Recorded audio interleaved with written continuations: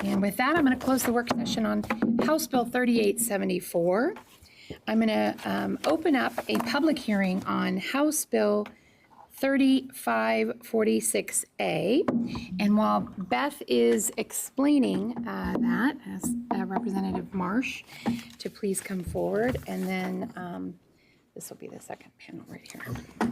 Madam Chair and committee members, House Bill 3546A requires the Oregon Public Utility Commission to provide for a classification of service for large energy use facilities, requires the classification of service to include their own tariff schedule. There's a minimal fiscal impact and no revenue impact issued on House Bill 3546A. Well, thank you and good afternoon. Representative Marsh. Thank you, Vice Chair Brock Smith, members of the committee. Thank you so much for having me. For the record, I'm Pam Marsh. I'm the state representative for District 5, which is Southern Jackson County. A prevailing theme of this legislative session, at least on my side, and I think on yours as well, has been the need to help consumers cope with the increasing and often overwhelming cost of living. Today's legislation, House Bill 3546, also known as the Power Act, ensures that electricity utility ratepayers who are already overloaded with growing costs due to wildfire mitigation, erratic weather events, and inflation are also not saddled with costs attributed to new large users that are putting enormous strain on the system. Traditionally, growth in energy demand was relatively balanced across all users, justifying roughly equal distribution of costs. But the explosion of huge technology facilities has upended that traditional metric. For example, since 2019, data center growth in PGE territory has been equivalent to an increase of 400,000 residential customers. But residential demand has actually grown by only 63,000 people, or 24,000 residential customer accounts. Without intervention, the cost created by the disproportionate demand of big energy users will be borne by residential consumers who are already struggling. House Bill 3546 is a simple and straightforward bill to right that ship and to ensure that large energy users served by investor-owned utilities simply pay their own way. To be very clear, we are not asking them to subsidize other users, and we are not challenging the tax benefits that are often associated with economic development. We just want their bills to reflect the true cost of their electric service. The bill proposes two changes to the way we structure regulated electricity billing in our state's IOU territories. First, the bill institutes a large energy user rate classification that applies to entities using more than 20 megawatts of energy and that provides services in the code 518210 of the North American Industry Classification System. That NAICS code includes data centers and crypto mining operations, although we don't yet have any or many crypto mining facilities in the state. Large energy users in the new classification will be assigned the proportional costs incurred to serve that class. Costs will include transmission, distribution, energy and capacity, and any related costs required to serve these customers. Second, House Bill 3546A requires that new facilities sign a 10-year contract that commits them to pay a minimum amount for energy that will be provided. New facilities, for example, substations, will be in place for decades. If a utility is going to make investments to serve a large user, we simply want some assurances that those investments do not become a stranded asset that is essentially shifted to other ratepayers. House Bill 3546 focuses on a specific subset of users because they have a distinct and massive impact on the grid that simply is not characteristic of other large users. A 30 megawatt data center will use as much electricity as the entire city of Ashland, and it can be constructed and on the grid as quickly as 18 to 24 months. The number of data centers requesting service across the state is unprecedented. We have never had a set of customers impose such big costs on the system this quickly. House Bill 3546 focuses on these particular users, data centers and crypto mining, because the size and speed of the electricity demands created by their creation are unique to this sector. Please note that the bill requires the Public Utility Commission to report to the legislature every 2 years regarding observed growth and trends of electricity demands from large users, including both those impacted by this bill and others that use 20 megawatts or more of power. At this time, we have no evidence that other large users are impacting the grid in the same way that data centers are, but we want to make sure we monitor that. The PUC report will alert us to any changes in use that might require the legislature's attention in the future. The strategies employed in House Bill 3546 are already in play in communities served by our unregulated consumer-owned utilities. Those utilities are very clear that their traditional customer base, also their neighbors, must be protected from the demands of new and very large users that come to town, and they are able to negotiate with data centers regarding their energy needs. In 3546, we are aiming to emulate those common sense practices in IOU territory. Now, as a technology consumer myself, I am very aware that every time I open my laptop or text something on my phone, or maybe flirt with the idea that I might figure out how to use AI, I'm benefiting from a data center somewhere. I should and will undoubtedly pay for those services in my role as a tech consumer. That is appropriate. But the energy costs incurred in selling technology services should be part of the calculation of running that business, not shifted onto other ratepayers who can barely pay their own bills. I want to note that I am grateful to the stakeholders who collaborated on HB 3546 and to the tech companies that participated in many meetings with us. While we could not include everything we heard from our data center partners, we valued their feedback and incorporated many of their suggested changes. Colleagues, as energy demands shift, we need to make sure that the payment structure reflects new patterns of use. House Bill 3546A is a common sense fix to protect residential ratepayers, our small businesses, and other industrial customers by appropriately distributing the costs of electricity. Thank you so much. Happy to answer questions, and you have many experts coming behind me. Any questions for Chair? Thank you, Mr. Vice Chair. Thanks for bringing this forward. This is pretty remarkable work. Given the sort of foundational goal of not having these facilities put upward pressure on consumer ratepayer prices, if you're having them contract for their power for a minimum of 10 years, is there a protection? I don't think you went this deep, but this is a conversation or question I've heard.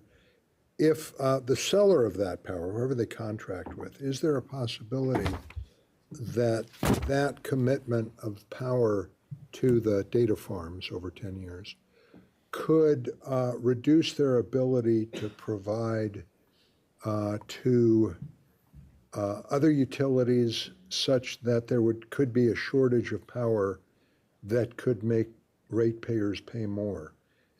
How do you make sure that that contractor that's selling for 10 years still doesn't have their total supply of power diminished to the point where it could have an impact on rates? Senator Brock Smith, Senator Golden, I think I understand your question, although Bob Jinks from CUB will be up here shortly, and he's maybe better at answering it. I think what I want to say is we have increased demand on the system. What this bill does not do is address how we are going to satisfy that demand. We're not addressing increased production. We're not addressing transmission. So there is still a question out there about how we are going to meet demands in the future. What this bill does is a very narrow target, is to say that for those entities in our communities that are in need of a tsunami of energy, that they are simply paying the cost of that energy. Does that answer your question at all? Well, I'll go a little deeper later. Okay.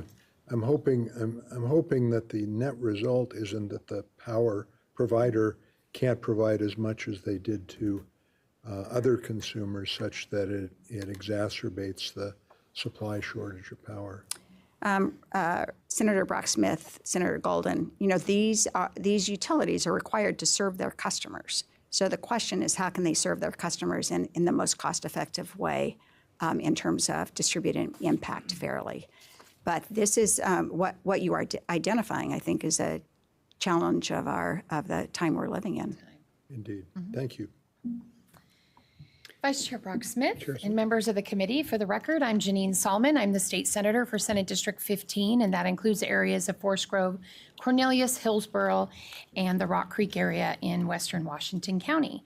I thank you for the opportunity to provide testimony in support of House Bill 3546, a bill that addresses the critical issue of large energy use facilities and their impact on the state's energy infrastructure. I believe this bill is an important step forward, ensuring that our electricity grid remains reliable, resilient, and cost-effective for all Oregonians. House Bill 3546 directs the Public Utility Commission to establish a separate class of service for large energy use facilities, those that use 20 megawatts or more of electricity. This measure is not only shields smaller consumers from disproportionate costs, but it creates a system where large energy users are held accountable for the infrastructure required to meet their needs, rather than have them passing on the cost to the general public. Now, I had an opportunity to visit Denmark in 2023 on an educational fact-finding trip to learn about their country's energy technology, resilience, and efficiency. And I think this touches a little bit about kind of what you're thinking about, Senator Golden. So one of the tours was to a green and circular industrial park called Skive Green Lab, where they placed industries in close proximity to varied energy production technologies.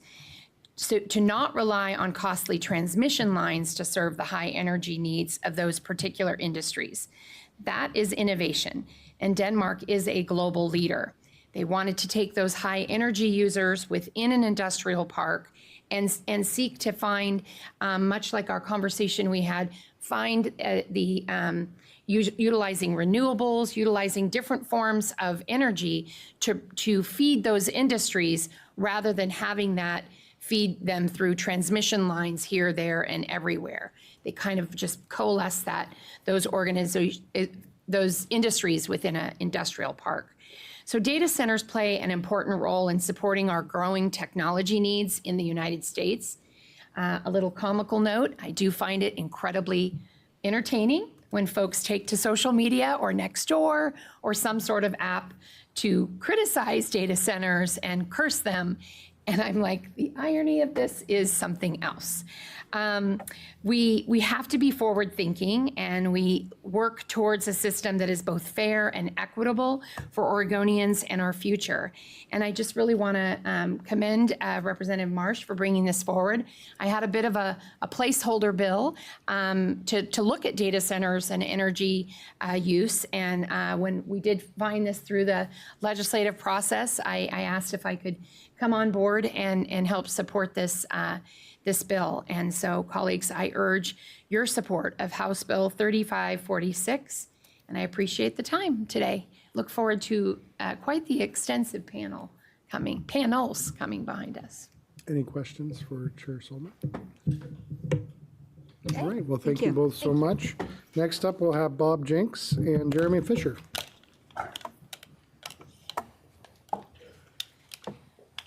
And Jeremy online? Yes. Great. I am. Whichever would like to begin. I'm happy to start because I think Bob is more expansive than I am. Chair Solomon, Vice Chair Brock Smith, and members of the committee. Oh, sorry, Bob. My name is Jeremy Fisher, and I'm the Principal Advisor for Climate and Energy at Sierra Club, the nation's largest grassroots environmental organization with 55,000 members and supporters in Oregon. Sierra Club regularly intervenes in public utility dockets throughout the United States to protect both customers and public health. And today I'm here in support of House Bill 3546, which provides Oregon's utility regulators a critical set of tools to protect residential ratepayers and state energy policy. Over the last 2 years, Sierra Club has been closely tracking utilities nationally that introduce large new loads, like data centers, and the impact that they are having on both customers and emissions. At the end of last year, we co-authored a paper called Demanding Better, which helps technology companies and regulators understand and mitigate their impacts on electricity systems. Today, we're tracking 23 states that are on their way to having a gigawatt or more of data centers by 2030, and Oregon's now estimated 6 gigawatts by 2030, in line to consume more than 60% of the state's electricity requirement, is no exception to this startling growth.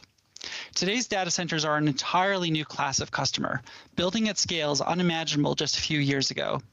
The individual clusters of data centers that are seeking to move into utility territories are climbing into gigawatt scale, becoming sizable fractions of utilities' load.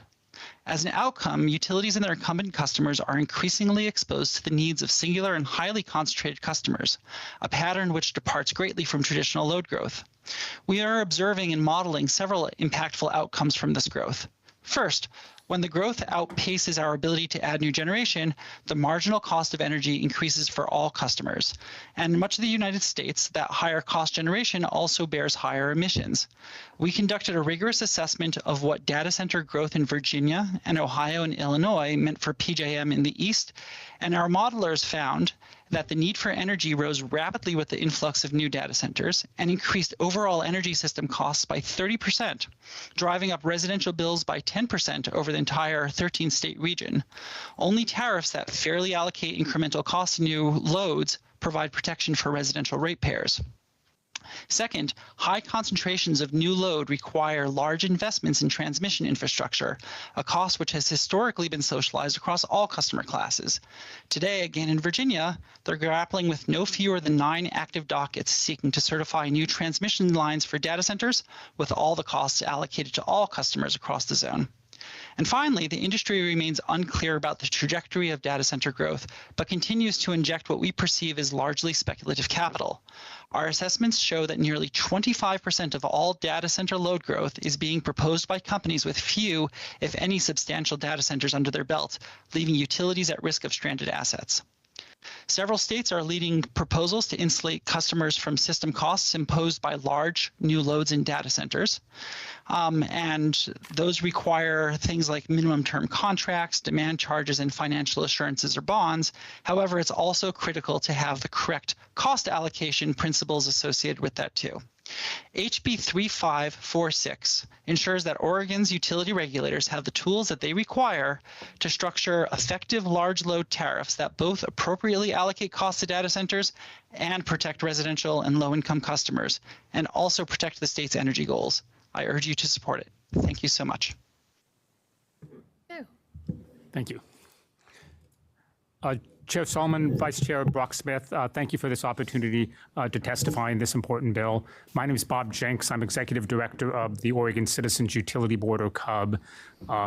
We represent residential utility customers, and try to keep rates affordable, accessible, and clean. There's an affordability problem with regard to electric utilities right now. Last year, 70,000 customers were disconnected because they couldn't afford to pay their bills, and nearly 2,000 businesses were also disconnected. House Bill 3546 addresses affordability by ensuring that data centers pay the costs that our utilities incur to serve their load. In a letter to Senator Wyden, PGE CEO cited data centers as one of the reasons that rates are rising so fast. Let me note that this bill applies to investor-owned utilities, not publicly owned utilities. Because of the way BPA limits new large load access to federal hydropower, most publicly owned utilities already segregate data center load and don't subsidize it. We're primarily dealing with the problem with PGE and PacifiCorp, where data center load, the cost to serve data centers are spread across all customers. This bill has undergone several changes since it was first introduced in order to accommodate concerns from utilities, independent power producers, and the data centers themselves. The purpose of the bill remains unchanged. It is to ensure that data centers pay for the costs that are incurred to serve their load. But the bill has a lot more flexibility than than the original bill did. This bill does not prevent data centers from being served by green tariffs, direct access, or special contracts. The flexibility means that if a data center wants to invest in its own generation, co-locate with that generation, avoid transmission costs, as Senator Solomon was talking about, that can be done. The goal is not to prescribe how a data center gets service, but to ensure that it pays for the costs of serving its load. And importantly, this bill does not seek to have data centers pay for costs that are unrelated to serving their load. Cloud computing data centers in Oregon are generally in the 20 to 50 megawatt range. A 30 megawatt data center, as Representative Marsh said, uses more power than all the homes and businesses in Ashland.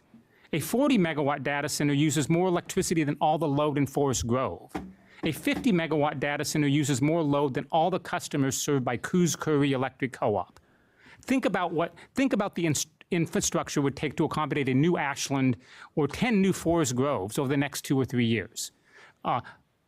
The roads, the sewer, the water, and the coming AI data centers are the size of the city of Eugene. Think about trying to accommodate a couple new Eugenes that suddenly appear. This is what the electric system faces. This is our dilemma, except it's not roads to move cars, it's transmission to move electrons, and it's power supply and new battery storage to serve that load. And it comes on quickly. Meeting the loads of data centers is going to be expensive. This slide shows the dramatic growth in data centers on PGE's system. Over the last 10 years, PGE's load would have shrunk if it wasn't for the growth in new large and flexible loads. PGE's residential customers have grown a little bit, but that's been offset by energy efficiency programs. All the growth in the system is really coming from the new large loads. Historically, that's never happened before. There's never been a period of time where all the growth on a utility system for a decade was confined to a single customer group. And then this line is getting steeper over time, and it's going to get even steeper more as we go forward. Data centers are unique. As I said, we've never seen anything like the growth in data centers over the last 10 years. And where a single set of customers represents all the growth on the system. The data center growth is of an unprecedented size. We have to accommodate a city's worth of electricity used by a single building. Data center load is incredibly inflexible load shape. Each data center runs at or near its peak 24 hours a day, 365 days a year. It is the size of a city, but a city where no one turns off the lights and no one turns down the heat. They can be built really quickly. Utilities are often given 18 months to a couple years notice that the load the size of a city is coming. Contrast this to Intel, which takes years to plan and construct a new production facility. And it's not just the size, but the number of data centers requesting service is unprecedented. Oregon is the landing point for cables under the Pacific, fiber cables under the Pacific. We offer tax breaks for data centers, and we don't have a sales tax. Oregon will keep attracting data centers with or without this bill. Never has a single set of customers accounted for all the growth on the system, and we've never had large customers be able to move this fast. This is really a unique challenge. The solution and the main disagreement we have with the data centers is over whether there should be a data center rate class or whether data centers should be lumped in with other industrial load. Data centers are a unique set of customers, and they're putting a unique and significant cost on the electric system. And so having them have their own rate class does a couple really important things. First, when a utility files a rate case, it conducts a cost of service study to see if each customer class is paying its fair share of the costs. Having a data center rate class will allow us, in a cost of service study, to examine the costs of serving data centers. And it will allow the PUC to determine, based on a factual record, whether the data centers are paying their share of costs. Is 8 cents a kilowatt hour the right amount for a data center? Should it be higher or should it be lower? We can only find that out if we isolate data centers in a rate class and then look at them in a cost of service study.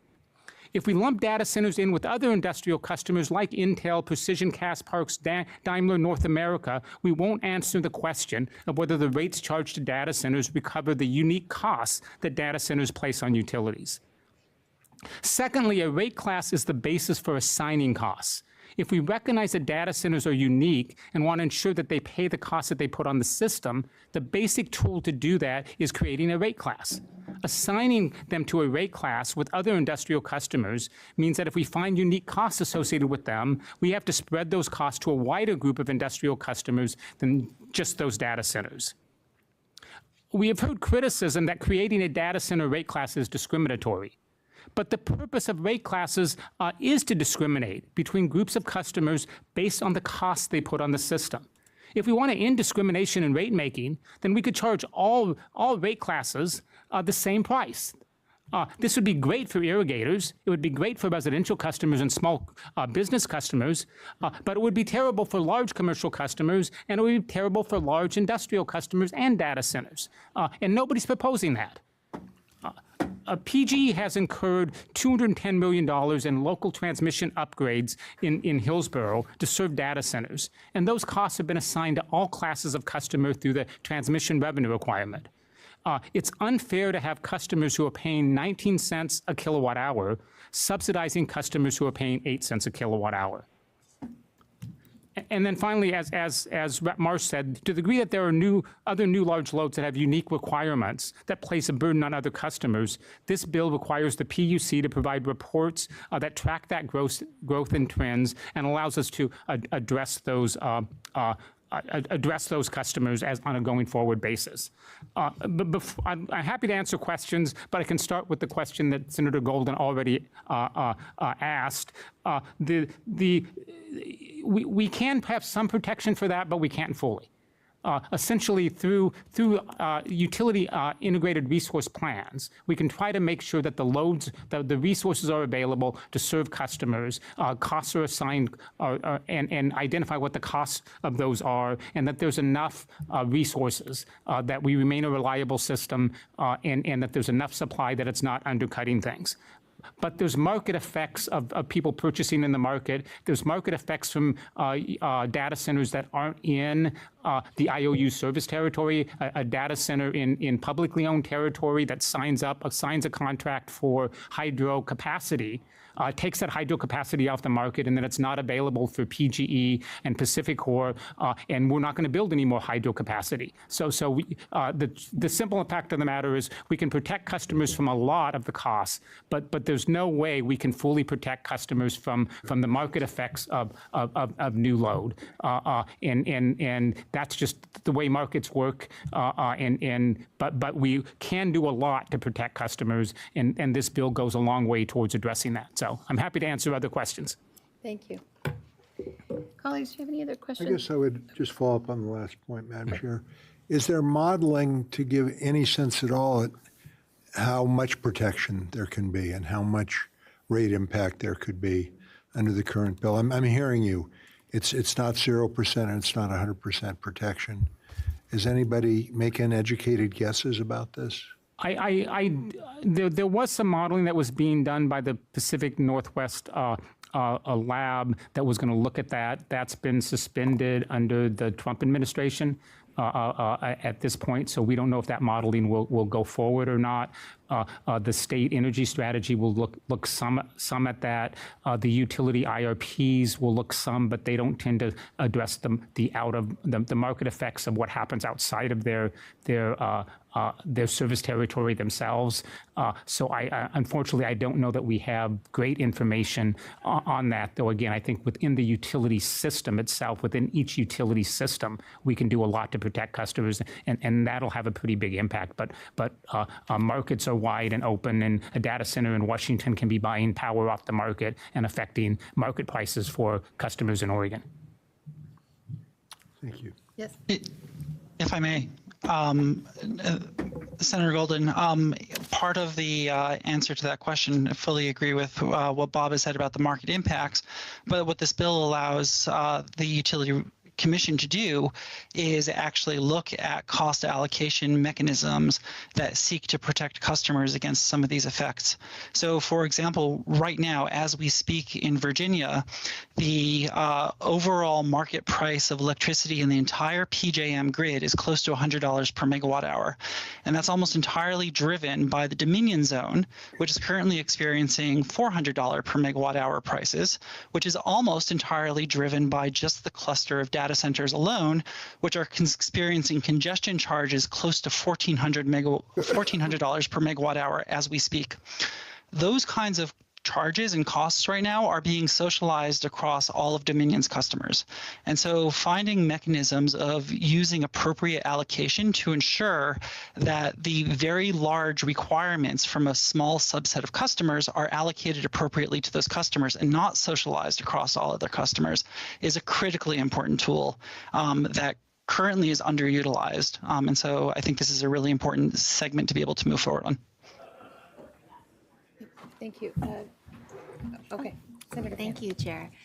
Thank you, Mr. Jenks. Could you go back to that slide where you talked about the different rates for the different classes of Yes. users? I thought that was really surprising and fascinating that I, as a resident, pay almost 20 cents, and industrial users or even small commercial users have a lower rate. Can you talk a little bit? You think you did, but I have to admit, I lost track a little bit about some of the extra costs that justify that smaller costs. I assume it's because there's fewer connections, but what are some of the other assumptions that are built into that rate? Yeah, the biggest piece of that difference is the distribution system. The distribution system spreads power and delivers it to really residential and small commercial customers. Large users tend to be located closer to transmission lines, so there's a lot less of the distribution system oftentimes doesn't serve them, with the exception of one substation to connect into the system. So that's the single biggest piece that separates out a residential and small business customers from the large users is we require that expansive distribution network to get power to our homes. And then some of it is we look at when energy is used and things like that, and the costs can vary.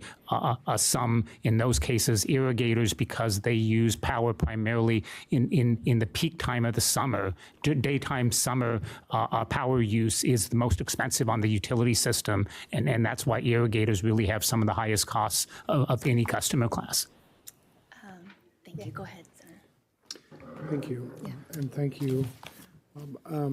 So who created that rate class? Those, Chair Solomon, Vice Chair Brocksmith, those rate classes were put together by, historically, I don't know, they were proposed by probably by the utility, and then the PUC approved them. Okay, Paul. Yeah. And so it was the utility that decided to put data centers in the industrial rate class, right? Yes, the industrial, yes, there was the utilities, that's just where they would normally fall when they were starting out, and now they're growing so fast. The question is, should they go into their own rate class is a question we're asking today. But in the early days of data centers, they were essentially considered an industrial customer like other industrial customers. So Intel follows in that industrial rate class as well? Yes, Another high user? yes. Yeah. And then, so when you go back to the previous slide on slide 5, that showed the graph. So essentially, the rate class on the 8 cents or whatever that was set on the industrial users, and I appreciate you answering Senator Pham's question, because the reason is that their rates are lower is essentially because the infrastructure associated with providing them the energy and the upkeep and so forth is essentially not there, correct? Yes, I think and part of it is the other part of the problem right now is historically we socialize the cost of load growth. Rather than try to assign it to a class of customers, because there's an assumption, and it's historically been true, that if load is growing, it's going across all sectors. And you can think about that when the semiconductor industry grew huge in Washington County, it was employing a lot of people. Those people, homes were being built for those folks. Commercial businesses were going up, so we saw increases in residential customers. We saw increases in commercial customers. We saw increases in industrial load.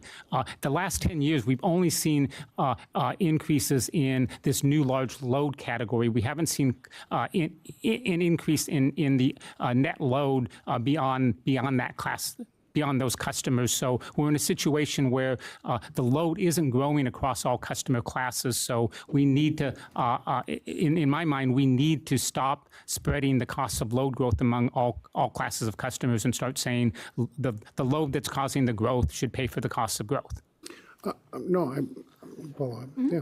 So I understand that, but essentially, you're creating energy, you're getting paid for energy, so that, the bar graph, or your graph there is the IOUs are generating revenue from that, but but there's normally a substation and it's next to the big power lines, and so therefore the distribution network and the associated cost with the upkeep and so forth with that distribution network is much smaller. And so therefore that is why I assume why their kilowatt cents per kilowatt is less, correct? Yes. Okay. And so then if you go back again to 7, where are we going to, I assume CUB supports EV expansion. Yes. And that of EV buses as well, electric buses, which my understanding is one of those electric buses takes the power of 15 regular residential homes to charge every day or every time they do charge. So where would they fall in that, considering they are going to be in an urban or more urban setting, the EV chargers that are going to need to be used, powered, they land more in that residential space versus the industrial space that doesn't require a lot of that infrastructure.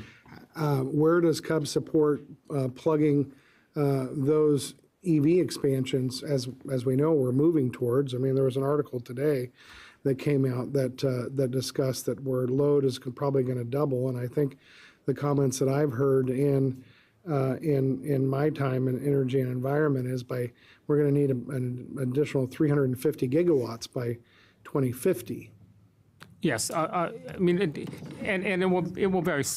My EV is charged primarily at home, and the residential rates of PGE. So I'm paying 18 cents a kilowatt hour right now when I plug in my car at home to charge that car. I don't know what rate class TriMet is on for sort of the electric buses that they're doing, but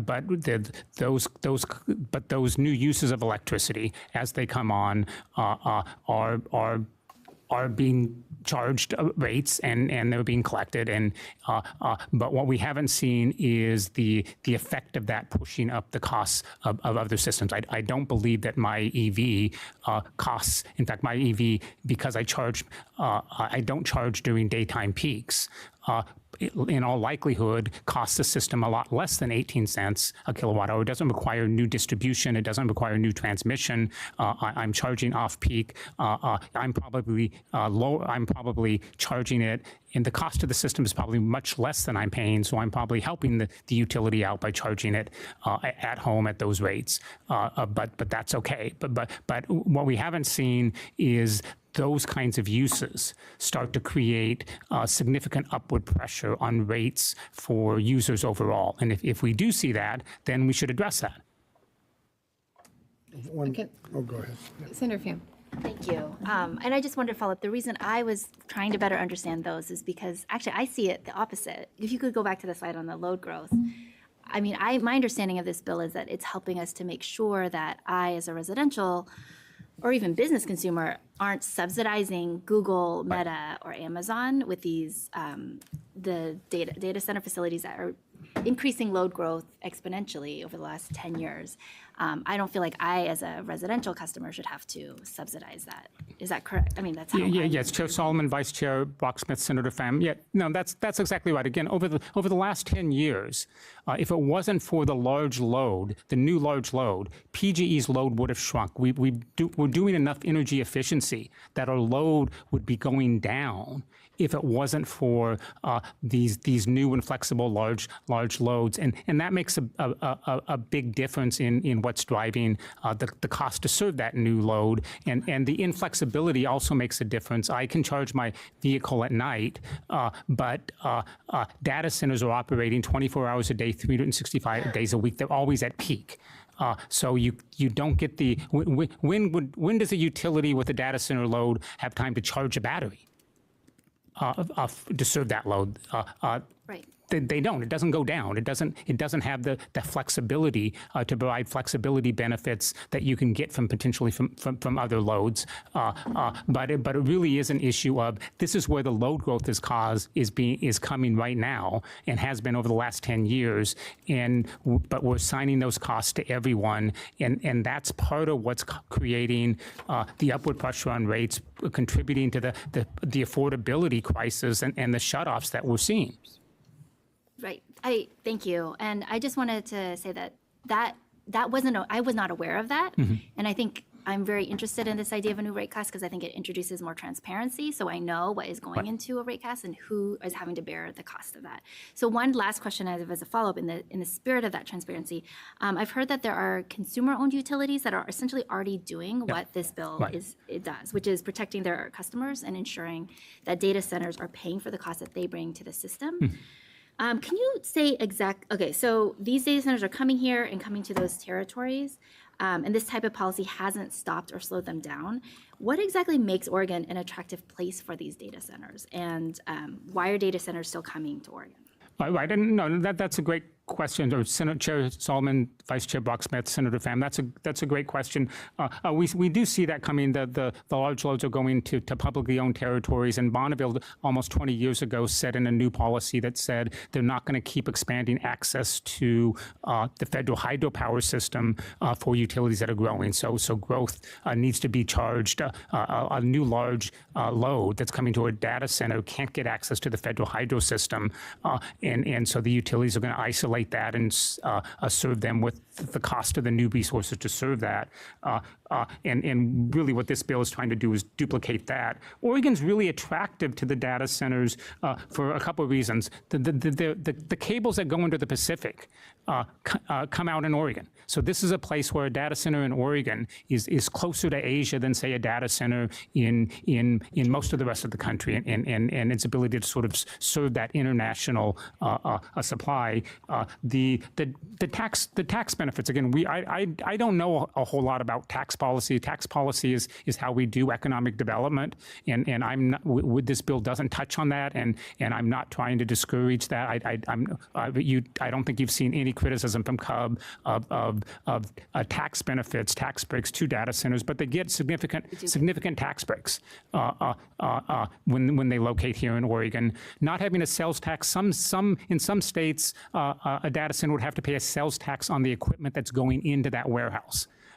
Not having a sales tax is a really big benefit. We got a good climate. Our climate's relatively mild. A lot of the cost of these data centers on electricity is cooling. It's better to locate it in a place like Oregon, where in most of the year we're relatively mild and relatively cool, versus a hot climate where you have to do a lot more cooling. So there's and then the hydro resources of the region really do add some stability to our grid. And help back up the reliability for really all utilities, even if the utilities that don't have that hydro, because it goes into the market during much of the year. So I think Oregon has a lot of advantages, in some of these cases and stuff. I don't want to get into. I can't get into confidential information, but I'm fairly confident that there's a lot of data centers that are looking to come to Oregon.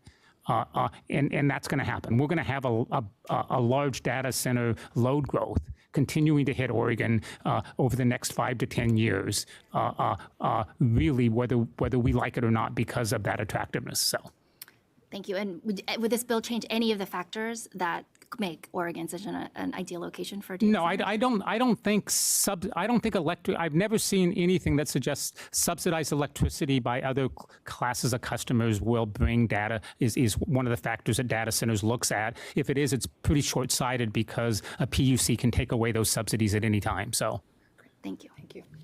Senator Robinson. Yes, I'm sorry, I missed the first part of the discussion of the testimony.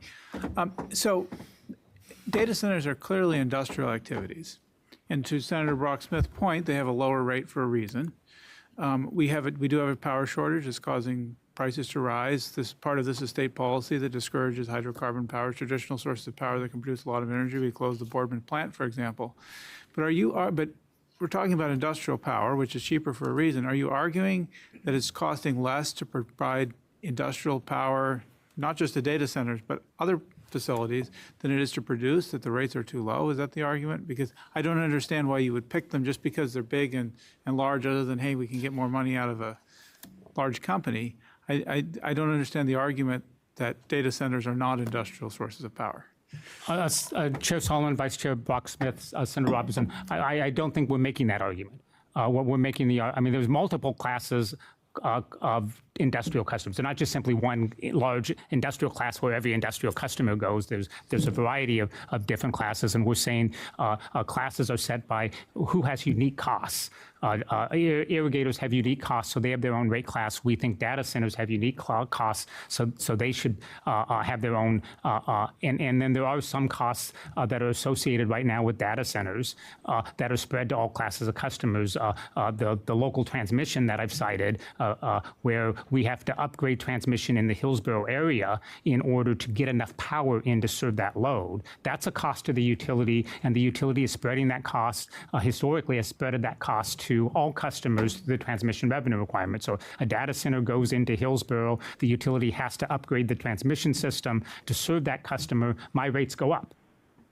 That's what this is trying to get us say. If the cause of that upgrade is the data center, that should fall on the data center. If it's industrial customers, generally it should fall on them. If it's all customer classes are growing and causing that, then it should fall on everyone. But the basic idea is a cost. The Public Utility Commission should look at this and assign costs based on the cost causer, and that means we need to change some of these historic practices. Follow up? Yeah, follow-up. And so do you have data on, obviously, if there's an upgrade, the upgrade is being paid for by the utility company is supposed to be charging enough to cover that because they're going to use a large amount of power, and presumably there's some profit involved that covers that. Do you have data to show that they're undercharging the industrial users, or particularly the data centers in this case, not just because they're data centers, but because of their location? Do you have any data showing this? The argument is that it's low, that they're charging less than they should for power in a free market? Chair Solomon, Vice Chair Brock Smith, Senator Robinson. Yes, the $210 million of upgrades in the transmission system that happened in Hillsborough that are charged to all customers, that I have evidence of that. That I'm not making that up. That's real numbers. That the PGE is the one has said that those upgrades were done. That at the time that those upgrades were done, they were done because of data center load, and so that's very clearly that they've said that. They've said that. In public, that's not a confidential document that comes from. That's a public document, and that those costs have gone into the transmission revenue requirement, and the transmission revenue requirement is spread to all customer classes, from Intel to me to irrigators to everyone. But they also used large amounts of power. So presumably there's a profit on the power. Is the profit on the power was not enough to offset that? Is that right? Yes, the cost of that is assigned to customer classes and is absorbed in everyone's rates. So their rates only take a portion of that transmission upgrade. Because that cost is allocated through the regulatory process to everyone. So yes, their costs do not include, that cost is not fully assigned to them. Now, it's possible when we do a cost, again, the first part of this is to do a cost of service study. You assign data centers to a rate class, PGE will do a cost of service study. Now, it's possible that we're under assigning them transmission costs. It's possible that we're over assigning them some other cost. That cost of service study may show that 8 cents is the right amount. We don't know that. Well, I do know that there's some costs that are being incurred to serve them that aren't being assigned to them. That much I know. That I think is factually true. Are there other costs that they're being assigned that they shouldn't be assigned? Nobody's offered me any evidence of that. I haven't seen that, but in a cost of service study, we will determine that. We'll look at that, and the PUC will, based on a factual record, have to identify are data centers paying too little, too much, or the right amount, and the answer will come out through the regulatory process. Well, then if you can give me any data that backs up your assumptions, if you could get that to me, I'd appreciate it. Sure. If you wouldn't mind sharing that with Beth, and Yeah. Beth can, that'd be great, because I'm sure you have the data. Yeah. And thank you, Bob. So you've said a couple times that PG's power would have shrunk because of energy efficiencies. And so wouldn't then their amount of revenue coming in to their company also have shrunk? Yes. So wouldn't they need to be able to raise rates in order to deal with just their overall infrastructure itself?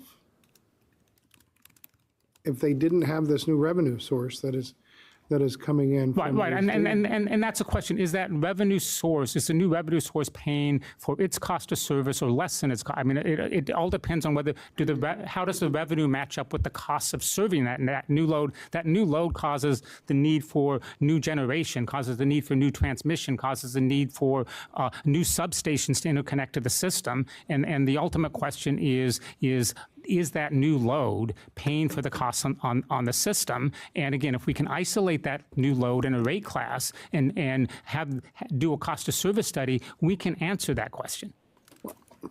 As a for-profit company, I'm sure that they're covering their backsides when it comes to being able to take care of their infrastructure through rates. I'm just wondering. Good news is they'll be testifying, Oh. so you could share, you could ask that. How about you do that? Nicely done, Madam Chair. Is there any other questions with the pages? Now, we have more Yes. people to do. Yeah, Oh, yeah, lots of. do you, I'm- for I'm- Mr. Jenks? Do you? No, I appreciate Mr. Jenks.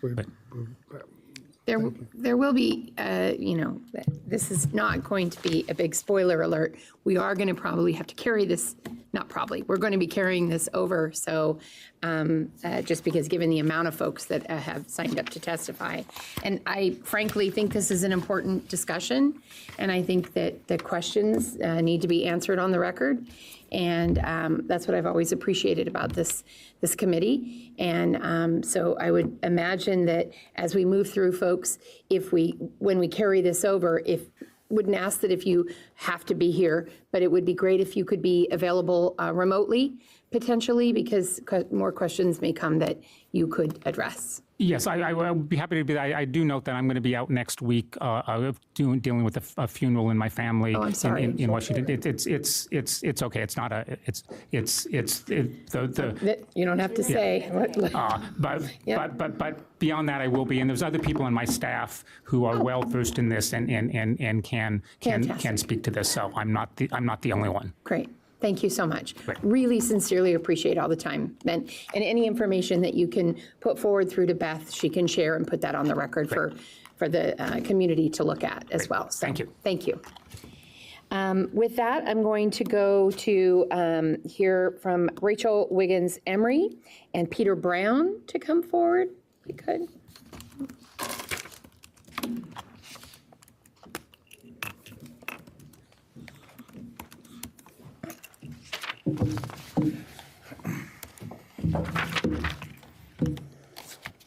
I was fully prepared to get rolled over to the next day. Thank you, Chair Sullivan, Vice Chair Brocksmith, and members of the committee. My name is Rachel Wiggins Emery, and I'm here on behalf of the Technology Association of Oregon, which represents over 500 tech and tech-enabled companies throughout the state, ranging in size from one-person startups all the way to your largest tech companies in the world, many of whom have been engaging on this bill throughout the legislative process.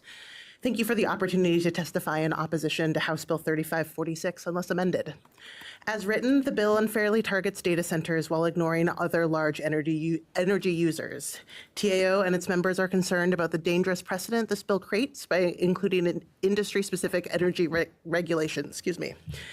Data centers play an integral role in Oregon's digital infrastructure and economy, and many tech companies who own and operate data centers have brought online an unprecedented amount of new utility-scale renewable energy across the United States through purely voluntary actions. Passing this bill in its current form runs the risk of driving billions of potential investments to other states, threatening high-paying tech sector jobs, and risking economic development in communities around Oregon. Neighboring states like Washington and Idaho are actively recruiting companies to build data centers, and we believe that this bill would create costly barriers for development, making Oregon less attractive to companies looking to invest in new data centers. Our members are concerned that without changes, the approach taken in this bill will threaten Oregon's reputation as a champion of the technology sector. For these reasons, we respectfully urge a no vote on the bill unless amended, and would suggest a stakeholder work group to align on language that fixes these concerns. Thank you for the time. Thank you. Chair Solomon, Vice Chair Brock Smith, members of the committee, thank you for the opportunity to testify this afternoon in opposition to House Bill 3546 as drafted. For the record, my name is Peter Brown, here today on behalf of TechNet. While I recognize the importance of ensuring fair energy costs for all Oregonians, we do have concerns with the approach this bill takes. Data centers are foundational to Oregon's digital economy, underpinning essential services across healthcare, finance, energy, and countless other industries that rely on digital solutions for everyday operations. As customer demand for digital services continues to surge, data center companies are working to rapidly expand their infrastructure, and we want them to locate here in the United States and specifically here in Oregon. These facilities are already creating positive impacts across our state, powering Oregonians' devices, supporting local businesses through cloud computing, creating construction and permanent jobs, and generating valuable revenue for the communities that host them. Targeting data centers specifically with NICS code language risks hurting economic development throughout Oregon. Singling out one industry is both discriminatory and short-sighted, particularly when considering the evolving nature of technology. Any legislation should address large energy users broadly rather than targeting a single industry classification. It's worth noting that Oregon competes with many other states for data center investment. We've been fortunate enough to attract these valuable partners to our state. We want them to maintain this positive relationship. There is opportunity for collaboration here, but House Bill 3546 as drafted does not represent that. I urge this committee to establish a work group with all stakeholders to discuss amendments that would make everyone more comfortable with this legislation while still addressing the legitimate concerns about energy costs. The future of Oregon's digital economy and competitiveness as a state for technology investment depends on taking a balanced, collaborative approach rather than targeting specific industries with targeted regulations. Thank you for your consideration, and thank you for the time today. Thank you. Colleagues, is there any questions for this panel? No. Thank you so much. So now we will hear from Angela Donnelly. So Jeff Bissonette, who I believe is, yes. And Angela Donnelly, please. And Marisol De La Torre. And Marisol, is also in person. Perfect. Welcome, please. Thank you. Good afternoon, Madam Chair, Mr. Vice Chair, members of the committee. For the record, my name is Jeff Bissonette, representing the Northwest Energy Coalition.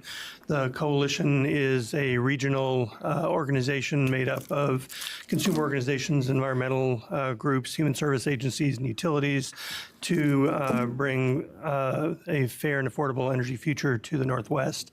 I am testifying in support today of House Bill 3546. And just want to mention a couple things, basically picking up on the testimony of Mr. Jenks. One, and just to introduce a vocabulary word for what had been talked about, and that is cost causation. And it's an old principle of utility regulation as you assign the cost to the entities or the class that is causing the cost to the system. And what this bill is saying is that we have new entities in the mix that weren't there 100 years ago when the first rate classes were sort of established. That is causing a lot of cost to the system. And right now, we don't have the tools to effectively do the cost causation analysis to figure out how to assign cost to these new, very big drivers of cost to the system. Second, I want to, we've been talking a lot about economic development and then also about energy policy.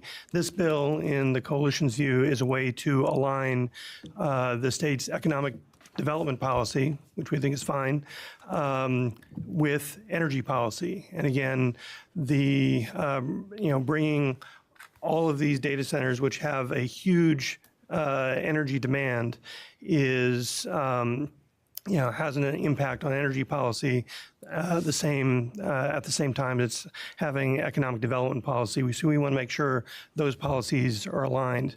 And I hadn't planned on talking about this, but with Vice Chair Brock Smith's comment about EVs, the one thing that's different, there's many things different, but a key thing that's different about EVs and data centers is EVs will eventually, not so much today, but eventually will have an ability to interact with the system where the system can draw on that load as a resource as in addition to those EVs requiring power from the system.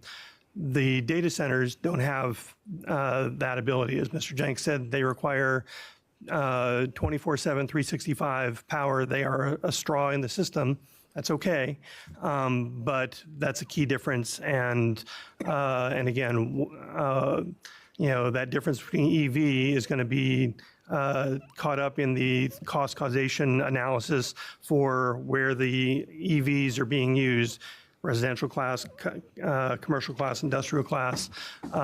With the data centers, it is such a huge impact on the system. You saw the load chart that we need to define that class so that we can see whether or not the costs are being assigned accurately and just what cost causation these centers are bringing to the system. With that, happy to answer questions. Great, thank you. We'll finish the panel. Yeah, Thank you. there you go. It's very sensitive, so you don't have to. Okay, sounds good. Good afternoon, Chair Solomon, Vice Chair Brock Smith, and members of the committee. For the record, my name is Marisol de la Torre, and I'm the legislative advocate at Oregon Just Transition Alliance. We are a member-based alliance of over 20 urban and rural communities across the state of Oregon, and we represent frontline communities facing the brunt of environmental racism and climate change. I'm here today in support of House Bill 3546. Our support for House Bill 3546 remains consistent with other legislation under consideration this session that addresses high energy bills and their impact on communities. Right now, our communities are hit hard with high rent, high energy bills, and extreme weather events, but not everyone faces the same burden. During our 2020 statewide listening tour, many low-income and communities of color shared that they were forced to choose between paying their rent and heating their homes, a problem that persists today. Energy affordability must be a core feature of Oregon's energy transition and climate policies. Energy bills have surged over the years, and Oregon's largest for-profit utilities have raised their rates by nearly 50% since 2021, with no end in sight. House Bill 3546 is necessary to require data centers, cryptocurrency, and other large energy users to be in their own rate class so that they pay their fair share of energy costs. Under this framework, everyday Oregonians and small businesses will not unfairly subsidize data center specific costs when these new and very large users are connected to the energy grid. The bill would also require the Public Utility Commission to provide a report on large energy users' trend lines every 2 years. This would not only promote transparency, but also provide information useful for initiating further protection for ratepayers if needed. Oregonians are struggling to keep up with the rising cost of living. By supporting House Bill 3546, the legislature can support keeping energy costs lower for families and small businesses, while allowing utilities to appropriately charge those using the most energy. Thank you. Good afternoon, Chair Solomon, Vice Chair Brock Smith, members of the committee. My name is Angela Donnelly. I'm here on behalf of Oregon Consumer Justice in support of HB 3546. Oregon Consumer Justice works collaboratively across policy and advocacy, community engagement, and the law to realize a more just and equitable Oregon where people come first. We believe that consumers have the right to fair and affordable utility rates and full transparency about the costs they're paying. HB 3546 is a good step in that direction. Rising costs are impacting everyone, specifically older adults, people living with disabilities, low-income households, who are struggling to keep up with payments and are facing record-high disconnections of essential services. These consumers should not be forced to bear consecutive rate hikes and fear for their families' safety during cold, hot, or other extreme weather. HB 3546 will help reduce energy costs and provide accountability and transparency by ensuring that data centers pay their fair share for the energy they use, so consumers are not subsidizing the heavy energy consumption of large corporations and their strain on Oregon's infrastructure, and that continued growth and trends are going to be monitored. We hope that you can support this bill and work with us to continue protecting consumers from unaffordable rate hikes. Thank you. Colleagues, do you have any questions for this panel? I do. Oh, yes, Senator Brock. Cost causation. Okay. So when we're talking about PGE and putting in a 200 megawatt wind farm, does that cost causation, is it spread across all users? It depends on sort of if it's to serve general load, then yes. If it's to serve, a portion of a load, then the costs are figured out and assigned accordingly. So there's a new development I know because my brother lives in Hillsborough. He lives in he lives in Senator Sullivan's I district. have his vote. I hope. And so he and over on TV Highway, right there in Aloha, is one of the largest new developments in the state. It started South Hillsborough a few years ago. So when we talk about the cost causation or the cost of the system, everyone is paying for that expansion and transmission and all of the intricacies associated with the transition to individual properties, which we see is, and I think we heard before, is a large cost driver, because when it comes to these data centers, they're usually set next to transmission lines, and all of that infrastructure is minimal. Yes. Okay, I'm just.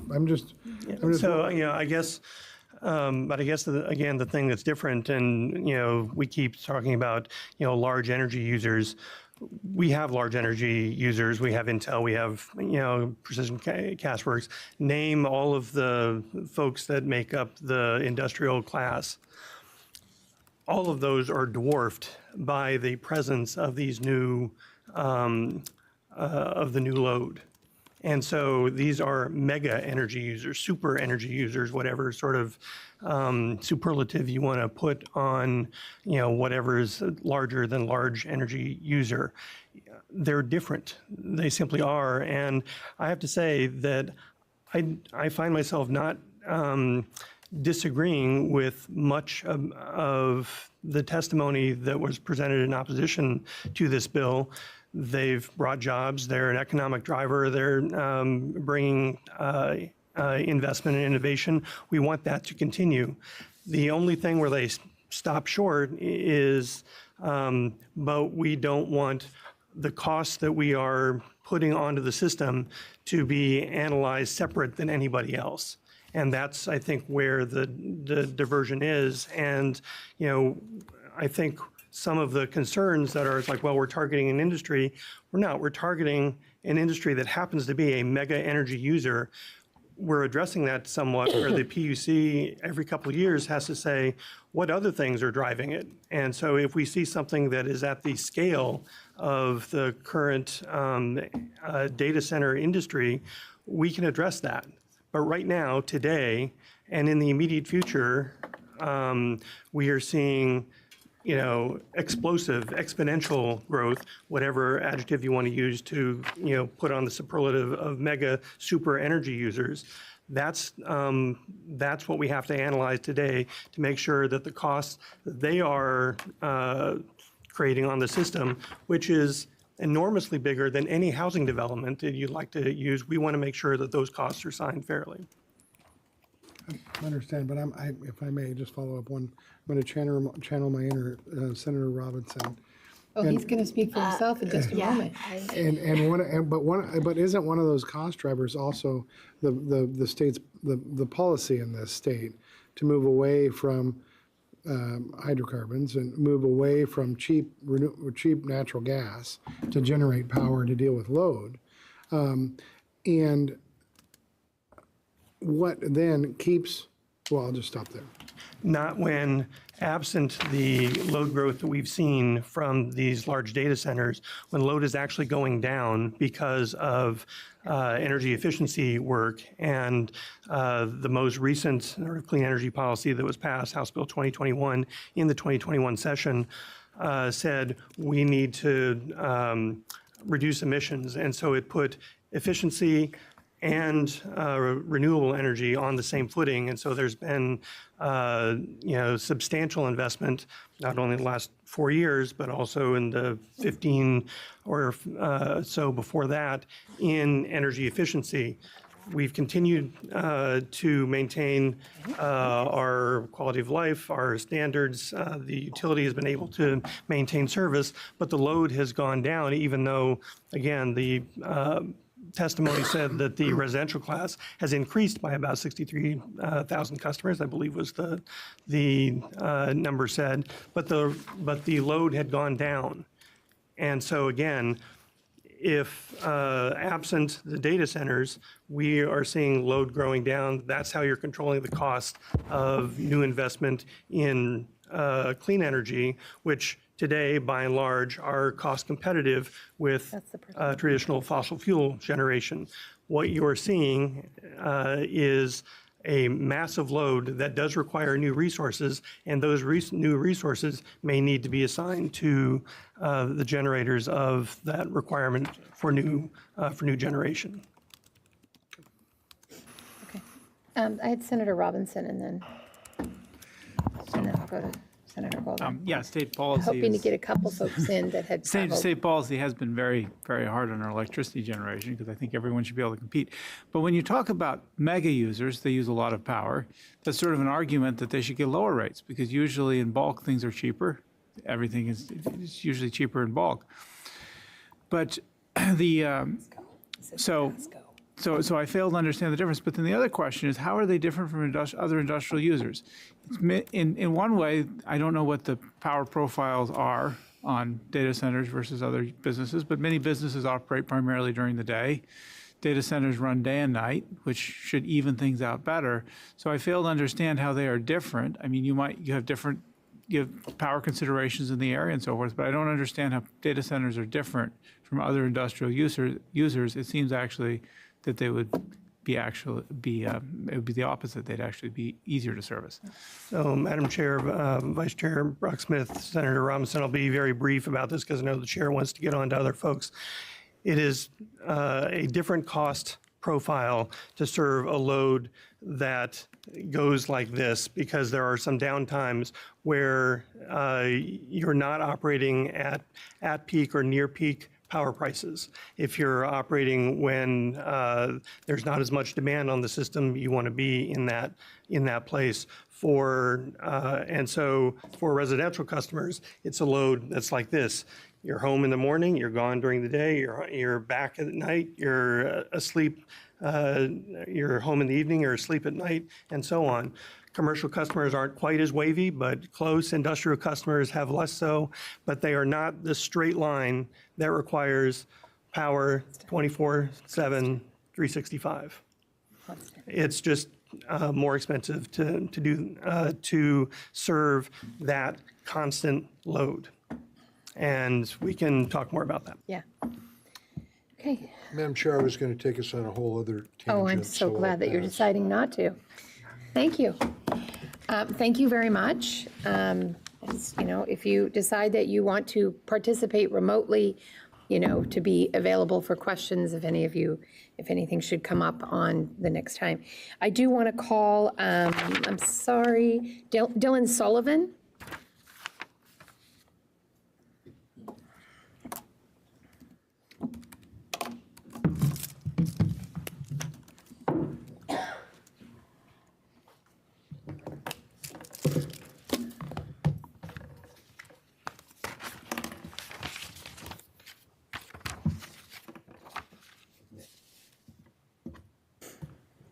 Hello. Hello. For the record, my name is Dylan Sullivan. Good afternoon, Chair Solomon, Vice Chair Smith, and members of the committee. I'm Google's lead for energy policy in the West and Latin America, including Oregon, in the West part, not Latin America, obviously. I came to Google around this time last year after 16 years as an advocate and analyst at the Natural Resources Defense Council, NRDC. I was drawn to Google in large part because of our ambitious goal to run our data centers and our offices around the clock, 24/7, 365, on carbon-free energy on every grid where we operate by 2030. To meet this goal, we're making investments in the clean energy technologies of the future, essentially pulling forward those technologies we're going to need, like enhanced geothermal and long-duration energy storage. For example, in Nevada, we are working with our utility, then also Fervo Energy, to develop a 115 megawatt enhanced geothermal facility that's going to power our data center campus near Reno. To turn back to Oregon, this is where we built our first company-owned and operated data center in the Dalles in 2006.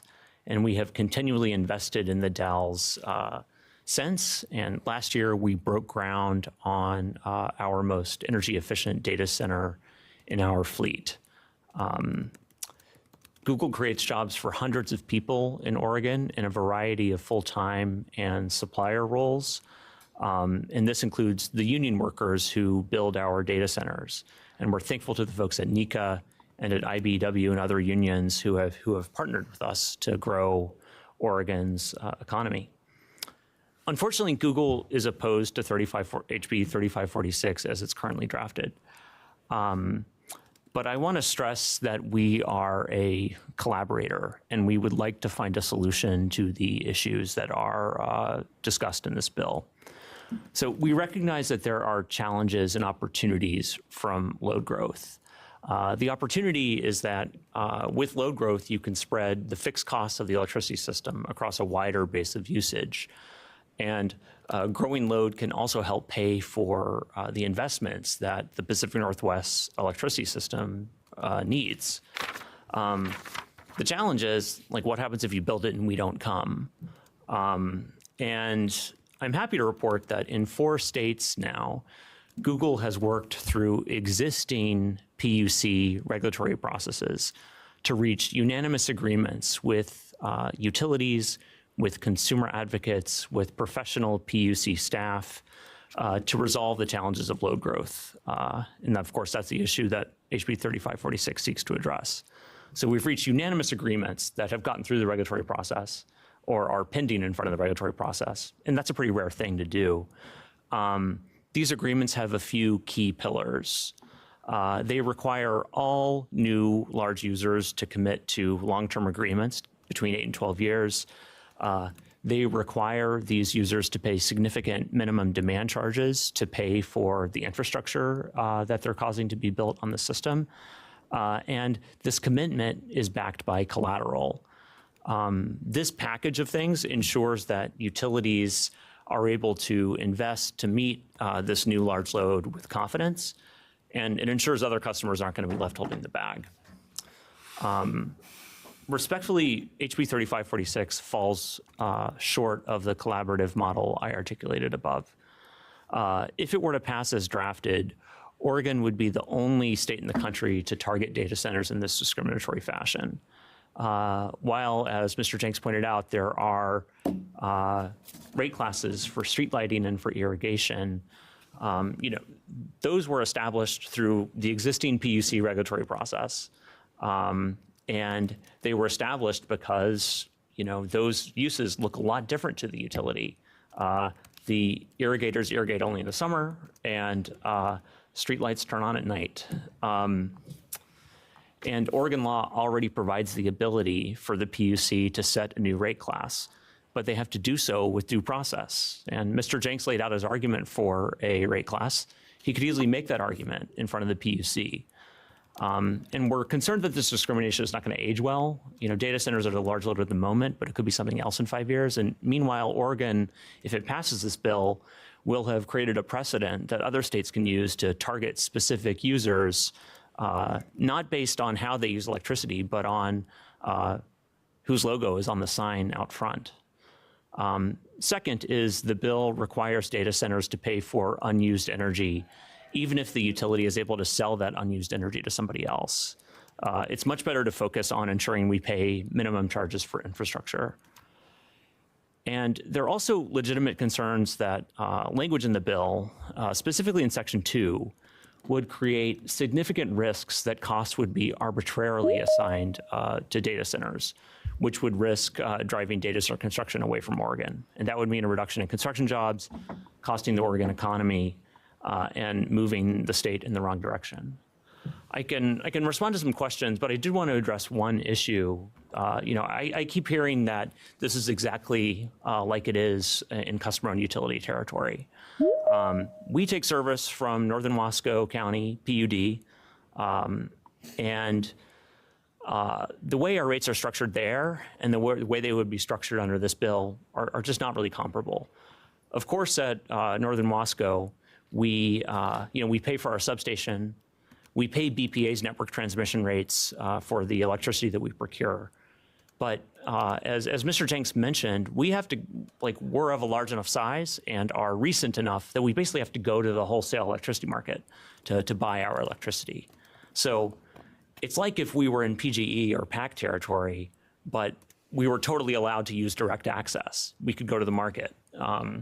But that's not contemplated in this bill. There's currently a direct access cap. We wouldn't be able to do that if we located in PGE or PAC. And so it's just not really comparable. And if we were to locate in PGE territory today, we would pay for upstream transmission upgrades. We would pay for our substation. So I think it's not completely accurate. Okay, I can conclude. So we've worked to develop amendment language that's still being socialized among our industry, and we're eager, and we have been eager to come to the table with proponents of this legislation. In the House, unfortunately, we were not given an opportunity to have a work group to discuss the language that is most concerning to us. It's our hope that this committee, after hearing the concerns that we express and later testifiers will express, that we can have a table for the issues in this bill to be addressed. And we are eager to work with the proponents to come to a mutually agreeable solution. We've been able to do this before, and I think we can do it here. Thank you so much, and thanks for allowing me to go over time. Yeah, thank you so much. You may have some questions, Senator Golden. Thank you, Madam Chair. Are you testifying that you had no opportunity for input as this bill moved through the House? We had really, Chair Solomon, Vice Chair, Vice Chair Brock-Smith, Senator Golden. We had one substantive meeting with the sponsor and proponents that was really only about one issue that was taken out of the bill. So you had one single meeting, that was your input? Yes. Thank you, Madam Chair. Yeah, thank you. Senator Pham. Thank you, Chair, and I'll be quick. So I appreciate that I'm hearing you say that Google could be a partner in helping Oregon meet its clean energy goals. I think that's important. But this bill is more about fair cost allocation and energy affordability. And so I'm curious if Google has the same commitment in ensuring there's equity around the cost allocation and affordability for customers, especially the most vulnerable Oregonians, because we want to make sure that customers aren't unfairly subsidizing your energy costs as we saw through the load growth. So Chair Solomon, Vice Chair Brock-Smith, Senator Pham, we recognize that power costs are a concern for everyone, including residential customers. When we look at transmission rates, or the part of PGE's rates that collect transmission costs, since 2021, they've increased 6% for residential customers, 8% for industrial customers. Inflation over that period was 17%. That's not the type of pattern you'd see if residential customers were subsidizing a big transmission build out on behalf of industrial customers. The big action is all in wholesale power costs, where costs have increased about 60% for residential customers, 84% for industrial customers. And that's the result of the market operating. And as I think this also was a question that Senator Golden had, is there any way to undo this market outcome? it's quite difficult. But I think the most important thing, and the thing that's not discussed enough, is what the state can do to increase the supply of carbon-free energy to help make that, basically just reach a lower place on the supply-demand equilibrium from Econ 101. And that's why in the other House, we supported Representative Gamba's Transmission Authority bill, because that bill would have expanded the transmission system, made it easier for carbon-free energy generators to connect to the system. And increasing supply is ultimately what's going to lower prices and deal with the thing that is really causing electricity rates to increase. Senator Brock Smith. Thank you. I just want to clarify again. We would be if we move forward with the language in this legislation, we would be the only state in the country that has these type of regulatory burdens, if you will. Vice Chair Brock Smith, we would be the only state in the country, as far as I believe, that has legislated a data center rate class. And follow up. And as you mentioned, and I was going to ask this before, and I should have when I Rudely interrupted. But the PUC has the authority to do this already without this piece of legislation. Vice Chair Brock Smith, they do. I can just give you the site if you want. It's ORS 757-230. It's also referenced in the bill.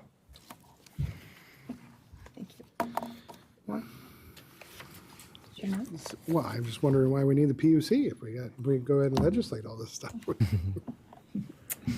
Senator Robinson. Very quickly. It was argued earlier, basically, that a flat user of energy was more expensive than a fluctuating one. I would have thought it was the other way around. What is your view of that? Senator Robinson, I had the exact same thought. Basically, the use of a data center is much less weather dependent than a residential customer or a commercial customer. That is, when the temperature increases and people start using their air conditioners, or it falls and people start using their electric heaters, our load stays about flat when everybody else is really increasing their use. And it's probably those few hours of the year where electricity use really spikes that is driving a lot of the wholesale power cost problem that we're seeing. And I also just want to talk about something that Mr. Jenks said, which was that data centers have a completely flat, inflexible load shape. That's not true. So when you, for example, when you watch a YouTube video or do particular other tasks, at some point that video had to have been loaded into our system and shipped around the world, right? And those tasks are actually not really time dependent. Like, we can do those sort of whenever. And we've actually developed systems at Google that allow us to kind of separate tasks into those that we need to do just in time when the user requests it, and those that we can do at a later time, those where we have some flexibility. We've developed a system that we call carbon-aware computing, where we shift those shiftable tasks kind of around the world. Like, if the wind is blowing really well in Finland, we'll send some tasks over there.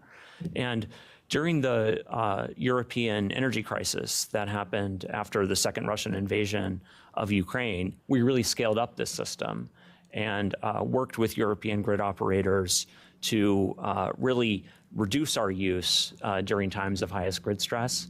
We're getting a lot better at demand response, and we're working with utility partners to deploy it now. So I think it's not true that our load is inflexible. We're working very hard to make sure that we can be an aid to the system in times of stress.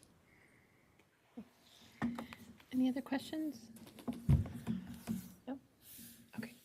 Thank you. Appreciate your flexibility and in staying a little late. And I apologize to those that are joining online and joining here in person. I tried to make sure that we got the person who traveled more than 100 miles here, and asked that if you could please, if you wanted to be here on Monday remotely, that is totally fine in case questions do come forward, if that's a possibility. I'll do it. That would be great. And then, and appreciate AJ and Beth for supporting this and staying a little over as well. And I would imagine that we'll allow, or am I just giving notice right now to people to join us at 3 o'clock, as I'm going to carry this bill over. Madam Yes. Chair, are you planning on having the purpose of the hearing on Monday be for hearing the testimony from the people that already signed up? Yes. Okay. Thank you for that clarification. So House Bill 3546A, it is for the I'm going to carry it over to Monday, for the purpose of the people that have signed up to testify. But I will say that by all means does not mean the written testimony is closed, that will continue on through Wednesday at 3 o'clock. And so we can certainly collect information and data that people had requested, as well as letters and folks who wanted to give testimony. So with that, I'm going to carry over House Bill 3546A to Monday. And thank you all for staying late. And thank you for the conversation and the questions and the curiosity and clarifications and everything else. So I really sincerely appreciate that about this committee. And with that, we shall adjourn.